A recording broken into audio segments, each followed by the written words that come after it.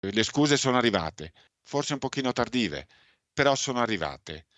Ora prendiamo atto di questo, vedremo in seguito come comportarci, però è chiaro che questo fatto non deve assolutamente intaccare quello che è l'ospitalità. Ora, oggi mi è arrivata anche una mail da Patrick Ongaro che si scusa e spiega. L'ho letta così un po' al volo, per cui non la voglio e non la posso commentare perché son quelle cose che devi commentare a botta fredda.